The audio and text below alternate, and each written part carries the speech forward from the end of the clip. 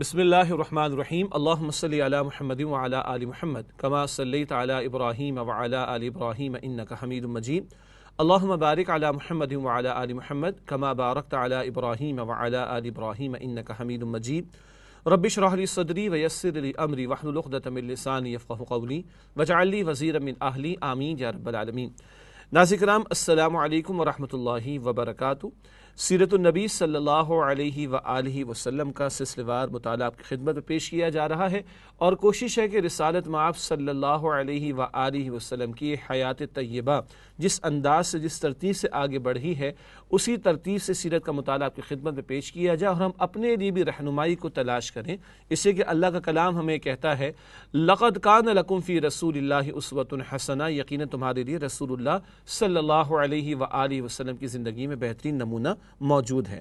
آج انشاءاللہ تعالی بیان سیرت اس سیریز میں ہم بات کریں گے شدت مصائب اور غم کے حوالے سے۔ اللہ کے پیغمبر علیہ السلام مکہ مکرمہ میں ہیں، اور جو شدید حالات گزر رہے ہیں ان کا تذکرہ پچھلی نشستوں میں بھی ہوا، کس طرح آپ کے خلاف سازشیں ہوئی ہیں، صحابہ کرام کے خلاف سازشیں ہوئی ہیں، اتنا مجبور کیا گیا کہ ہجرت حبشہ تک کا معاملہ سن 5 نبوی میں پیش آ گیا۔ اس کے بعد ہم نے پچھلی نشستوں میں یہ بھی سمجھا کہ اللہ تعالیٰ نے ایک نصرت و تائید کا دروازہ بھی کھولا۔ سیدنا عمر فاروق رضی اللہ تعالیٰ عنہ بھی ایمان لے آئے، ان سے قبل سیدنا امیر حمزہ رضی اللہ تعالیٰ عنہ بھی ایمان لے آئے، اور اس کے نتیجے میں اب مشرکین کی پریشانی اور بڑھ جائے گی کہ مکے کے 2 بہادر اور سپوت بڑے بڑے 2 ستون وہ رب کائنات محمد کریم صلی اللہ علیہ وآلہ وسلم کو عطا فرما دیے۔ اس کے نتیجے میں آگے کیا کچھ ہوا یہ آج ہم بات کریں گے آپ کے سامنے، اور آج کی نشست میں انشاءاللہ تعالی شیب ابی طالب جہاں 3 برس رسول اللہ صلی اللہ علیہ وآلہ وسلم اور آپ کے خاندان کے لوگوں کو مقید کیا گیا، قید کیا گیا، اس کا تذکرہ بھی تفصیلاً آپ کے سامنے رکھیں گے۔ ابو طالب بنی ہاشم کو جمع کرتے ہیں، مشرکین کی طرف سے سازشیں بڑھتی چلی جا رہی ہیں، اور ابو طالب جو رسول پاک علیہ السلام کے چچا ہیں، کلمہ تو انہوں نے ابھی نہ پڑھا لیکن مرتے دم تک رسول اللہ علیہ السلام کا ساتھ دیا ہے، ان کا ذکر ہو رہا ہے۔ ابو طالب کو اپنے بھتیجے کے متعلق برابر خطرہ محسوس ہو رہا تھا، وہ پچھلے واقعات پر برابر غور کر رہے تھے۔ وہ کیا واقعات تھے؟ مشرکین نے انہیں مقابلہ آرائی کی دھمکی دی تھی، پھر ان کے بھتیجے کو عمارہ بن ولید کے عوض حاصل کر کے قتل کرنے کے لیے سودے بازی کی کوشش کی تھی۔ یہ واقعہ ہم پڑھ چکے کہ عمارہ کو انہوں نے پیش کیا جو خوبصورت اور بڑا بہادر جوان تھا، اور کہا کہ ابو طالب اسے تم رکھ لو اور محمد صلی اللہ علیہ وسلم کو ہمارے حوالے کر دو۔ ابو طالب نے ان کی اس پیشکش کو بڑے واضح الفاظ میں رد کر دیا تھا۔ ابو جہل ایک بھاری پتھر لے کر ان کے بھتیجے کا سر کچلنے اٹھا تھا، یہ بھی سازش ہو چکی۔ عقبہ بن ابی معیط نے چادر لپیٹ کر گلا گھونٹنے اور مار ڈالنے کی کوشش کی تھی، معاذ اللہ، یہ بھی واقعہ پیش آ چکا تھا۔ خطاب کا بیٹا تلوار لے کر ان کا کام تمام کرنے نکلا تھا، بہرحال وہ عمر بن خطاب پھر ایمان بھی لے آئے تھے رضی اللہ عنہ، مگر یہ واقعات مسلسل ہوئے جس سے ابو طالب کو فکر لاحق ہوئی اپنے بھتیجے کے بارے میں۔ چنانچہ ایک خاندانی عصبیت تو تھی، خاندانی تعلق تو تھا، اس تعلق سے انہوں نے بنو ہاشم کو جمع کیا اپنے اس بھتیجے کے حوالے سے فکر مند ہوتے ہوئے۔ ابو طالب نے جب دیکھا کہ قریش ہر جانب سے ان کے بھتیجے کی مخالفت پر تل پڑے ہیں، تو انہوں نے اپنے جد اعلیٰ عبد مناف کے 2 صاحبزادوں ہاشم اور مطلب سے وجود میں آنے والے خاندانوں کو جمع کیا، اور انہیں دعوت دی کہ اب تک وہ اپنے بھتیجے کی حفاظت و حمایت کا جو کام تنہا انجام دیتے رہے ہیں اب اسے سب مل کر انجام دیں۔ ابو طالب کی یہ بات عربی حمیت کے پیش نظر ان دونوں خاندانوں کے سارے مسلم اور کافر افراد نے قبول کی، سوائے ابو لہب کے۔ ابو لہب بھی چچا ہے رسول اللہ علیہ السلام کا، مگر دشمنی میں نمبر 1 ہے۔ ابو طالب بھی ہیں مگر وہ حمایت میں نمبر 1 ہیں، اور اب یہ بنو ہاشم اور بنو مطلب کے لوگوں نے ابو طالب کی اس پکار پر لبیک کہا ہے، چاہے وہ مسلم تھے یا کافر تھے۔ ایک خاندانی رشتے اور تعلق کی وجہ سے ان لوگوں نے نبی صلی اللہ علیہ وسلم کی حمایت کا فیصلہ کیا ابو طالب کی اس پکار پر، سوائے ابو لہب کے جو دشمن نمبر 1 ثابت ہوا۔ ظلم و ستم کی سنگینی کا وقت آ گیا۔ مشرکین مکہ نے بھی دیکھا کہ ہم نے ظلم و ستم کے پہاڑ توڑ کر بھی دیکھ لیے، نبی صلی اللہ علیہ وسلم کے خلاف سازشیں کر کے بھی دیکھ لیں، اور سارے ان کے جو صحابہ کرام ہیں ان کے خلاف بھی سازشیں کر کے دیکھ لی، مگر یہ دعوت رک کر ہی نہیں دیکھتی۔ چنانچہ اب ان مشرکین مکہ نے ایک بڑا فیصلہ کیا۔ مشرکین کی طرف سے رسول اللہ صلی اللہ علیہ وسلم، بنی ہاشم اور بنی مطلب کا معاشرتی بائیکاٹ۔ معاشرتی بائیکاٹ سے کیا مراد ہے آگے تفصیل بیان کریں گے۔ انہوں نے یہ عہد و پیمان کیا کہ نہ ان سے شادی بیاہ کریں گے، نہ خرید و فروخت کریں گے، نہ ان کے ساتھ اٹھیں بیٹھیں گے، نہ ان سے میل جول رکھیں گے، نہ ان کے گھروں میں جائیں گے، نہ ان سے بات چیت کریں گے۔ باقی سارے مشرکین ایک طرف، اور اب بنو ہاشم اور بنو مطلب کا معاشرتی بائیکاٹ ہو رہا ہے، کیونکہ انہوں نے ابو طالب کی پکار پر نبی صلی اللہ علیہ وسلم کی حمایت کا فیصلہ بھی کر لیا، تو اب یہ سارے مشرکین ایک طرف اور آپ صلی اللہ علیہ وسلم کا یہ خاندان ایک طرف ہو گیا، اور اب ان سب نے عہد کیا مشرکین نے کہ بنو ہاشم سے بنو مطلب سے کوئی روابط نہیں رکھے جائیں گے، نہ کوئی شادی بیاہ کا معاملہ، نہ خرید و فروخت کا معاملہ، نہ کوئی میل جول کا معاملہ، نہ ان سے بات چیت کریں گے۔ یہ ایک فیصلہ ہوا ان مشرکین کی طرف سے۔ مشرکین نے اس بائیکاٹ کی دستاویز کے طور پر ایک صحیفہ لکھا، ایک تحریر لکھی گئی۔ اس سے یہ بھی پتہ چلا یہ جو ہماری غلط فہمی ہے کہ عرب سارے کے سارے امی تھے تو غیر پڑھے لکھے تھے، کسی کو لکھنا پڑھنا نہیں آتا تھا، یہ بات درست نہیں ہے۔ عربوں کو امیین اگر قرآن نے بھی کہا تو وہ اہل کتاب کے مقابلے میں، اہل کتاب تو پیغمبروں کو جانتے تھے، برسوں ان کے بھی کتاب اور رسولوں کے سلسلے قائم رہے، لیکن امیین تو تھے یہ عرب 2500 برس ہو گئے ہیں حضرت اسماعیل علیہ السلام کے بعد کہ کوئی پیغمبر یہاں پر نہیں آئے۔ اس کا یہ قطعاً مطلب نہیں کہ وہاں لکھنے پڑھنے والا کوئی نہیں تھا۔ اسی سے اس بات کو بھی جاننا چاہیے کہ دور نبوی صلی اللہ علیہ وسلم میں قرآن حفظ بھی ہو رہا تھا، قرآن لکھا بھی جا رہا تھا۔ اور ایک اور دلچسپ بات اور اہم بات یہ ہے کہ دور نبوی صلی اللہ علیہ وسلم میں احادیث حفظ کی جا رہی تھی، احادیث لکھی بھی جا رہی تھی، بعد میں باقاعدہ پھر ان کی کمپائلیشن اور پھر ان کی گریڈیشن وغیرہ کا معاملہ ہوا ہے۔ البتہ یہاں پر ہم عرض کر رہے تھے کہ مشرکین نے اس بائیکاٹ کی دستاویز کے طور پر ایک صحیفہ لکھا جس میں اس بات کا عہد و پیمان کیا گیا تھا کہ وہ بنی ہاشم کی طرف سے کبھی بھی کسی صلح کی پیشکش قبول نہ کریں گے۔ یہ ایک حتمی اعلان تھا اور یہ ایک سوشل بائیکاٹ ہے، اور ان کو آئسولیٹ کیا جا رہا ہے بنو ہاشم کو باقی مکے والوں سے، نہ ان کے ساتھ کسی طرح کی مروت برتیں گے جب تک کہ وہ رسول اللہ صلی اللہ علیہ وسلم کو قتل کرنے کے لیے مشرکین کے حوالے نہ کر دیں۔ یہ انتہائی درجے کی ان کی ناپاک جسارت ہے کہ اب حتمی بات ہو رہی ہے کہ ان کو ہمارے حوالے کرو قتل کرنے کے لیے، ورنہ ہم تمہارا سوشل بائیکاٹ کریں گے، کوئی مروت تمہارے ساتھ نہیں برتیں گے۔ ناظرین کرام نوٹ کیجئے گا، یہ دستاویز یا یہ صحیفہ لکھ کر خانہ کعبہ کی دیوار پر لٹکا دیا گیا۔ یہ جملہ نوٹ کر لیجئے، بعد میں اس پر مزید گفتگو ہوگی اور ایک نشانی اللہ تعالیٰ کی ظاہر ہوگی اس تعلق سے بھی۔ البتہ اب یہ بائیکاٹ شروع ہو رہا ہے اور بنو ہاشم کو شیب ابی طالب میں مقید کیا جا رہا ہے، قید کیا جا رہا ہے۔ شیب گھاٹی کو کہتے ہیں شیب ابی طالب۔ ابو طالب وہ ایک گھاٹی میں اپنے خاندان کے لوگوں کو لے گئے ہیں اور وہاں پر وہ کنفائنڈ ہو گئے ہیں، وہاں وہ گویا کہ محصور ہو چکے ہیں اور ان کو آئسولیٹ کر دیا گیا اور ان کا سوشل بائیکاٹ شروع ہو گیا ہے۔ اس بائیکاٹ کے نتیجے میں بنی ہاشم اور بنی مطلب کے سارے افراد سمٹا کر شیب ابی طالب میں محبوس ہو گئے۔ یہ نبی صلی اللہ علیہ وسلم کی بعثت کے 7ویں سال محرم کی چاند رات کا واقعہ ہے۔ یہ 7واں سال ہے آپ صلی اللہ علیہ وسلم کی بعثت کو، یعنی آغاز وحی کو، اور یہ محرم کی چاند رات کا واقعہ ہے۔ 7 نبوی کا دور ہے جس پر اب ہم بات کر رہے ہیں، اور بنی ہاشم بنی مطلب کے یہ افراد نبی اکرم علیہ الصلوۃ والسلام سمیت اب محبوس ہیں، یعنی کنفائنڈ ہیں، محدود کر دیے گئے ہیں یہ شیب ابی طالب ایک گھاٹی میں۔ حالات نہایت سنگین ہو گئے۔ ناظرین کرام نوٹ کیجئے گا، سیرت کی کتابوں میں ان حالات کا زیادہ تذکرہ ہمیں نہیں ملتا، بمشکل عام کتابوں میں 1-2 صفحات کا ذکر ملتا ہے، مگر اس ذکر میں بھی جو 1-2 صفحات کی چند لائنوں میں موجود ہے دل ہل جاتا ہے انسان کا۔ اندازہ کیجئے، آگے ذکر ہے، غلے اور سامان خورد و نوش کی آمد بند ہو گئی کیونکہ مکے میں جو غلہ آتا تھا اسے مشرکین لپک کر خرید لیتے تھے۔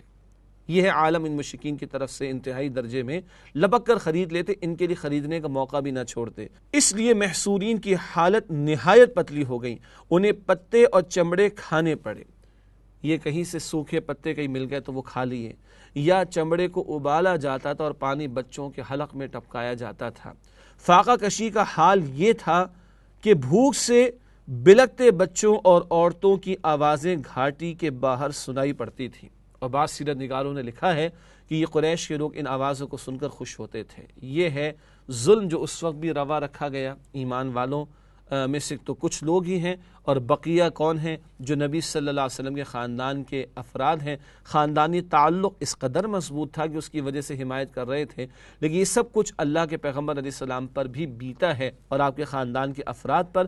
یہ بچے اور ان عورتوں کی آوازیں سن کر جب یہ بھوک سے بلکتے تھے، مشرکین مکہ خوش ہوتے تھے، استغفر اللہ۔ ان کے پاس بمشکل ہی کوئی چیز پہنچ پاتی تھی، وہ بھی پس پردہ۔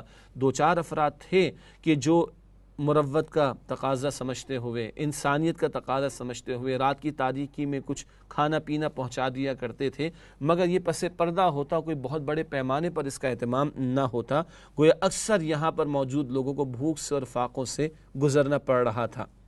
ان حالات پر پورے 3 برس گزر جاتے۔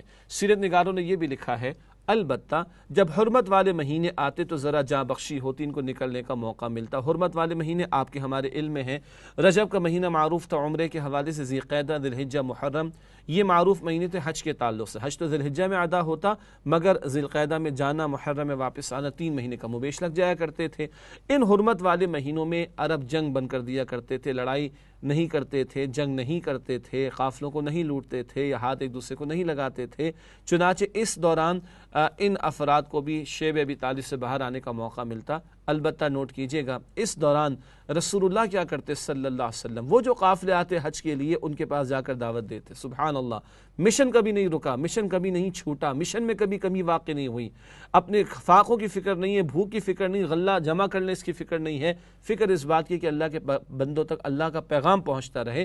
چنانچہ اس محصوری میں کچھ فرق واقع ہوتا، کچھ کمی واقع ہوتی تو حرمت والے مہینوں میں، اور ان مہینوں کو اللہ کے پیغمبر علیہ السلام استعمال فرماتے دعوت حق ان لوگوں کے سامنے پیش کرنے کے لیے جو عرب کے کونے کونے سے حج کی ادائیگی کے لیے آیا کرتے تھے۔ ایک اور اہم بات، یہ 3 برس تو گزرے ہیں، مگر بہرحال ہر معاشرہ مکمل اعتبار سے تو ڈیڈ نہیں ہوتا، مردار نہیں ہوتا، کچھ نہ کچھ نمک کچھ لوگوں میں باقی ہوا کرتی ہے۔ شاید وہ اس کا اظہار کم کر پاتے ہوں، لیکن وہ ظلم کو ظلم سمجھتے بھی ہیں اور بعض اس کا اظہار بھی کر دیتے ہیں۔ چنانچہ اس صحیفے کے حوالے سے، اس عہد و پیمان کے حوالے سے، جو سوشل بائیکاٹ ہوا تھا بنو ہاشم کا، بنو مطلب کا، اس کے حوالے سے کچھ لوگ نالاں تھے اور ناراض تھے۔ اب میں ان کا ذکر آپ کے سامنے کرنا چاہوں گا۔ کچھ لوگ اگر اس عہد و پیمان سے راضی تھے تو کچھ ناراض بھی تھے، اور انہی ناراض لوگوں نے اس صحیفے کو چاک کرنے کی تگ و دو کی، یعنی بھاگ دوڑ کی۔ اس کا اصل محرک قبیلہ بنو عامر بن لوی کا ایک شخص ہشام بن عمر تھا، جو رات کی تاریکی میں چپکے چپکے شیب ابی طالب کے اندر غلہ بھیج کر ان کی مدد کرتا تھا۔ اس نے اپنے ہم خیال 4 افراد کو جمع کیا اور صحیفہ چاک کرنے کا عہد و پیمان کیا۔ اس میں تفصیل ہے، ابو البختری بھی اس میں شامل تھا، مطعم بن عدی بھی اس میں شامل تھا، اور ایک اور نام زہیر، وہ آگے آ رہا ہے۔ صبح ہوئی تو ان میں سے ایک زہیر نے لوگوں سے مخاطب ہو کر کہا، یہ زہیر کون ہے؟ ان کی والدہ عاتقہ ابو طالب کی بہن۔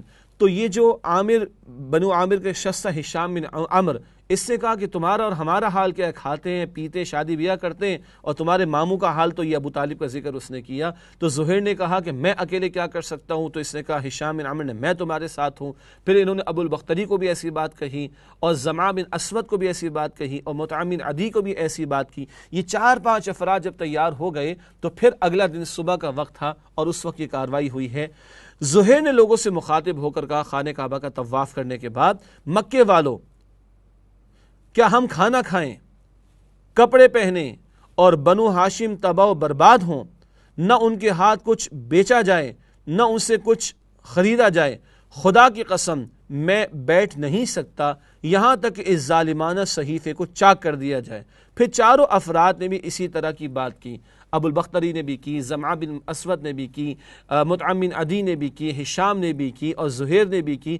ان سب نے جب یہ باتیں کی تو ابو جہل کا منہ بن سا گیا، اور اس کی اب ہمت نہیں ہوئی کہ اتنے سارے لوگ جن میں کچھ با اثر لوگ بھی ہیں، جب یہ سب یہ بات کہہ رہے ہیں تو پھر ابو جہل کا منہ بن کر رہ گیا کہ اب اس بات کو کیسے ٹالا جا سکتا ہے۔ ادھر یہ کارروائی ہو رہی ہے اور ادھر کچھ اور کارروائی ہوئی ہے، آئیے اس کا بھی ذکر آپ کے سامنے کرتے ہیں، اور وہ یہ کہ صحیفہ چاک کیا جاتا ہے۔ یہ چاک کیسے ہوا ہے، اس کا ذکر بھی بڑی دلچسپ انداز میں ہمیں سیرت کی کتابوں میں ملتا ہے۔ اللہ تعالیٰ نے رسول اللہ صلی اللہ علیہ وسلم کو وحی کے ذریعے خبر دی کہ اس پر اللہ تعالیٰ نے، اس صحیفے پر اللہ تعالیٰ نے کیڑے بھیج دیے ہیں جو اللہ کے نام کے سوا پورے صحیفے کو چٹ کر گئے ہیں۔ نبی صلی اللہ علیہ وسلم نے اپنے چچا کو یہ بات بتائی تو انہوں نے قریش کو یہ خبر دی اور کہا کہ اگر ان کا بھتیجا جھوٹا ثابت ہوا تو ہم تمہارے اور اس کے درمیان سے ہٹ جائیں گے، لیکن اگر وہ سچا ثابت ہوا تو تمہیں ہمارے بائیکاٹ اور ظلم سے باز آنا ہوگا۔ ادھر وہ کارروائی ہو رہی تھی ہشام بن عمر کی اور زہیر کی اور دیگر لوگوں کی، اور ابو جہل کا منہ بن گیا، اور وہ تل پڑے تھے کہ اب صحیفہ چاک ہونا چاہیے، یہ بائیکاٹ ختم ہونا چاہیے۔ ادھر ابو طالب برآمد ہو گئے اور ابو طالب نے آ کر ان کو یہ خبر دی۔ قریش نے ان کی تجویز مان لی ابو طالب کی۔ جب صحیفہ دیکھا گیا تو واقعی کیڑوں نے اس کا صفایا کر دیا تھا، صرف جہاں اللہ کا نام تھا وہ بچا ہوا تھا، بسمک اللہم، یہ الفاظ بچے ہوئے تھے۔ مشرکین نے آپ صلی اللہ علیہ وسلم کی نبوت کی ایک عظیم نشانی دیکھی لیکن ایمان نہ لائے۔ اس پر ایک آیت شروع میں آپ کے سامنے پیش کی گئی تھی، وہ آیت دوبارہ پیش کر رہا ہوں۔ وَإِن يَرَوْا آیَةً يُعْرِضُوا وَيَقُولُوا سِحْرٌ مُسْتَمِرٌ، سورۃ القمر کی آیت نمبر 2 ہے۔ اگر وہ کوئی نشانی دیکھتے تو رخ پھیر لیتے ہیں اور کہتے کہ یہ تو چلتا پھرتا جادو ہے۔ اتنی واضح نشانی، ادھر وہ بحث ہو رہی ہے سرداروں کے درمیان اور صحیفہ چاک کرنے کی باتیں کی جا رہی ہیں، ادھر ابو طالب آ کر بتاتے ہیں کہ میرے بھتیجے کو اس طرح اس کے رب نے بتایا ہے، اگر وہ جھوٹا ثابت ہو تو پھر ہم تمہارے درمیان سے ہٹ جائیں گے۔ اور جب صحیفہ دیکھا گیا تو کیڑے چٹ کر چکے تھے، صرف اللہ کا نام وہاں پر بچا ہوا تھا۔ مگر اتنی واضح نشانی دیکھنے کے باوجود بھی ابو طالب کے بھتیجے جناب رسالت مآب صلی اللہ علیہ وسلم کی اس قدر واضح نشانی نبوت کی دیکھ کر بھی سرداران قریش نے بات کو تسلیم نہیں کیا اور وہ اپنی ڈھٹائی پر اڑے رہے۔ ناظرین کرام، یہ 3 سالوں کا معاملہ ہے، سن 7 اور 8 اور 9 نبوی، یہ 3 برس کی قید میں رسول پاک علیہ السلام اور آپ کے خاندان کے افراد رہے ہیں۔ صرف اتنا ہی ذہن میں رکھیے تو بہت بڑی بات ہے، اس راہ میں، دین حق کی راہ میں رسول اللہ علیہ السلام پر یہ سب کچھ بیتا ہے، یہ سب کچھ بیتا ہے، یہ بھوک، یہ قید، یہ فاقے آپ نے برداشت کیے ہیں، اور آپ کی حمایت کی وجہ سے آپ کہیے کہ بنو ہاشم، بنو مطلب کے خاندان کے افراد کو بھی سب کچھ جھیلنا پڑا ہے۔ اللہ کی راہ میں پیغمبر اسلام علیہ السلام نے یہ سب کچھ جھیلا ہے اور آپ کے متعلقین پر بھی یہ مشکلات اور مصائب آئے ہیں۔ قریش کا آخری وفد ابو طالب کی خدمت میں، بار بار یہ لوگ آتے رہے، اب یہ ایک آخری بات لے کر آئے ہیں ابو طالب کے سامنے۔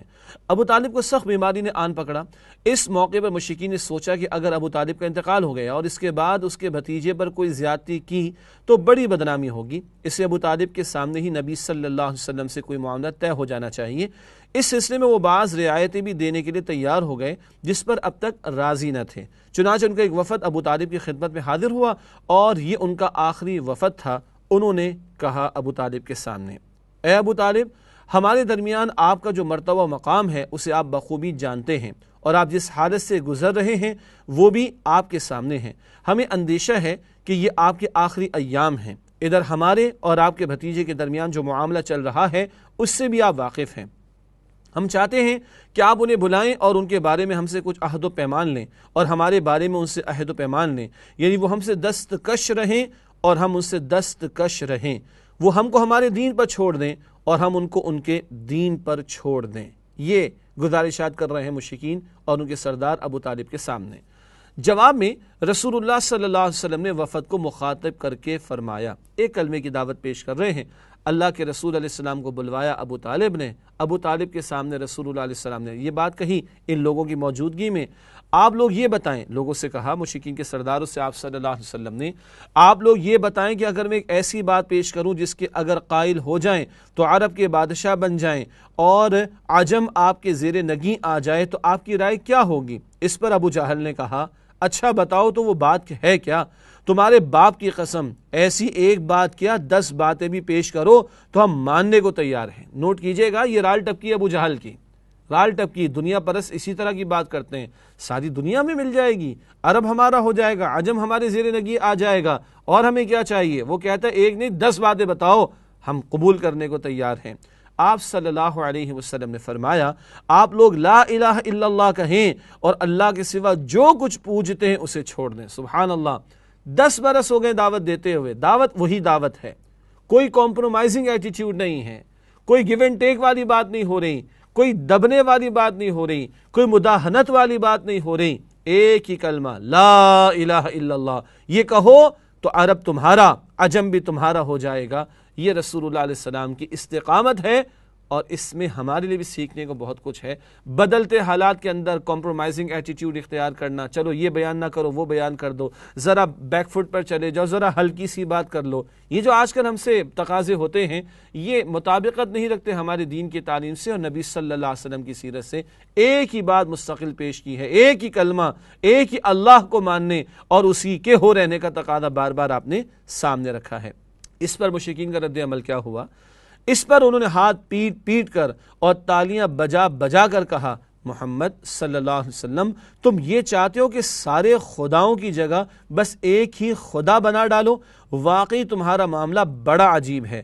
پھر آپس میں ایک دوسرے سے بولے خدا کی قسم یہ شخص تمہاری کوئی بات ماننے کو تیار نہیں، لہذا چلو اور اپنے آباء و اجداد کے دین پر ڈٹ جاؤ یہاں تک کہ اللہ ہمارے اور اس شخص کے درمیان فیصلہ فرما دے۔ وہی ہٹ دھرمی، وہی ڈٹائی کا معاملہ ان کی طرف سے جاری ہے۔ اور یاد رہے رسول اللہ علیہ السلام بھی استقامت کا پہاڑ بنے ہوئے ہیں۔ دعوت توحید کے پیش کرنے میں کوئی مداہنت نہیں، کوئی کمپرومائزنگ ایٹیٹیوڈ نہیں، کوئی ہماری زبان میں بیک فٹ پہ جانے والی بات نہیں، ڈنکے کی چوٹ پر وہی توحید کی دعوت اللہ کے پیغمبر علیہ السلام نے پیش کی ہے۔ اس کے بعد ناظرین کرام سن 10 نبوی کا دور ہے، اور ہم بچپن سے اس سال کو عام الحزن سنتے اور کہتے اور لکھتے چلے آئے۔ عام کہتے ہیں عربی میں سال کو، عام الفیل وہ سال جب فیل یعنی ہاتھیوں والا واقعہ پیش آیا، عام الحزن غم کا سال، یہ خود اللہ کے پیغمبر نے قرار دیا اس سال کو جس سال آپ کے دو ہمدرد ابو طالب آپ کے چچا اور بی بی خدیجہ رضی اللہ تعالی عنہا کا انتقال ہوا۔ یہ سن 10 نبوی کا دور ہے، ابو طالب کی وفات کا موقع۔ جب ابو طالب کی وفات کا وقت آیا تو نبی صلی اللہ علیہ وسلم ان کے پاس تشریف لے گئے، وہاں ابو جہل بھی موجود تھا۔ آپ صلی اللہ علیہ وسلم نے فرمایا چچا جان آپ لا الہ الا اللہ کہہ دیجئے، بس ایک کلمہ جس کے ذریعے میں اللہ کے پاس آپ کے لیے حجت پیش کر سکوں۔ ابو جہل اور عبداللہ بن امیہ نے کہا ابو طالب کیا عبد المطلب کی ملت سے رخ پھیر لوگے؟ پھر یہ دونوں برابر ان سے بات کرتے رہے، یہاں تک کہ آخری بات جو ابو طالب نے لوگوں سے کہی یہ تھی کہ عبد المطلب کی ملت پر۔ نبی صلی اللہ علیہ وسلم نے فرمایا میں جب تک آپ سے روک نہ دیا جاؤں آپ کے لیے دعائیں مغفرت کرتا رہوں گا۔ اس پر یہ آیت نازل ہوئی، سورۃ التوبہ کی آیت نمبر 113، ما کان للنبی والذین آمنوا ان يستغفروا للمشرکین ولو كانوا اولی قربى من بعد ما تبین لهم انہم اصحاب الجحیم۔ ترجمہ، نبی صلی اللہ علیہ وسلم اور اہل ایمان کے لیے درست نہیں کہ مشرکین کے لیے دعائیں مغفرت کریں اگرچہ وہ قرابت دار ہی کیوں نہ ہوں، جبکہ ان پر واضح ہو چکا ہے کہ وہ جہنمی ہیں۔ یہ بڑا حساس موضوع ہے، اس پر زیادہ گفتگو کرنا بھی مناسب نہیں ہے، خاموشی اختیار کر لینا بہتر ہے۔ اللہ کے پیغمبر علیہ السلام کے چچا ابو طالب انہوں نے یہی قبول کیا، یہی پسند کیا کہ عبد المطلب کی ملت پر اللہ کے پیغمبر علیہ السلام کو پھر روک دیا گیا کہ مشرکین کے لیے استغفار کرنے کی اجازت نہیں ہے۔ البتہ یہ ابو طالب کون ہے؟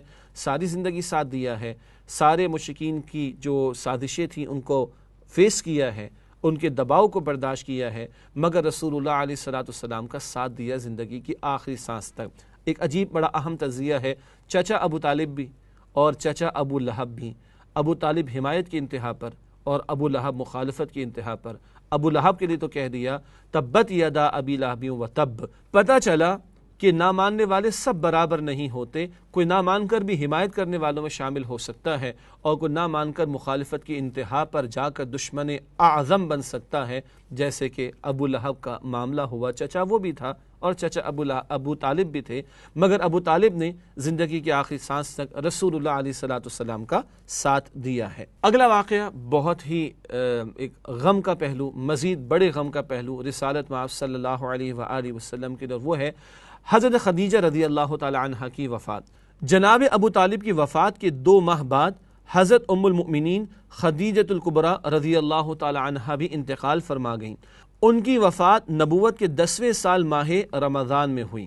اس وقت وہ 65 برس کی تھیں اور رسول اللہ صلی اللہ علیہ وسلم اپنی عمر کی 50ویں منزل میں تھے۔ حضرت خدیجہ رضی اللہ تعالی عنہ رسول اللہ صلی اللہ علیہ وسلم کے لیے بڑی گراں قدر نعمت تھیں۔ کوئی رنج و قلق کا وقت آتا تو آپ صلی اللہ علیہ وسلم کے لیے تڑپ اٹھتیں، سنگین اور مشکل حالات میں آپ صلی اللہ علیہ وسلم کو قوت پہنچاتیں، تبلیغ رسالت میں آپ صلی اللہ علیہ وسلم کی مدد کرتیں، اور اس تلخ ترین جہاد کی سختیوں میں آپ صلی اللہ علیہ وسلم کی شریک کار رہتیں، اور اپنی جان و مال سے آپ صلی اللہ علیہ وسلم کی خیر خواہی و غمگساری کرتیں۔ رسول اللہ صلی اللہ علیہ وسلم کا ارشاد بھی ہے جس وقت لوگوں نے میرے ساتھ کفر کیا وہ مجھ پر ایمان لائیں، جس وقت لوگوں نے مجھے جھٹلایا انہوں نے میری تصدیق کی، جس وقت لوگوں نے مجھے محروم کیا انہوں نے مجھے اپنے مال میں شریک کیا، اور اللہ نے مجھے ان سے اولاد دی اور دوسری بیویوں سے کوئی اولاد نہ دی۔ بیوی ماریہ قبطیہ سے جناب ابراہیم پیدا ہوئے، البتہ وہ ایک کنیز کی شکل میں آئی تھیں، اور جناب ابراہیم کا چھوٹی عمر میں انتقال بھی ہو گیا تھا۔ بقیہ تمام اولاد اللہ کے رسول علیہ السلام کی وہ حضرت خدیجہ سے تھی رضی اللہ تعالی عنہا۔ اللہ اکبر کبیرہ، اور یہ جملے اللہ کے رسول نے کب عطا فرمائے؟ جب کبھی آپ یاد کر رہے تھے اماں خدیجہ رضی اللہ تعالی عنہا کو، تو حضرت عائشہ نے کہا آپ اس بوڑھی خاتون کو یاد ہی کرتے رہیں گے؟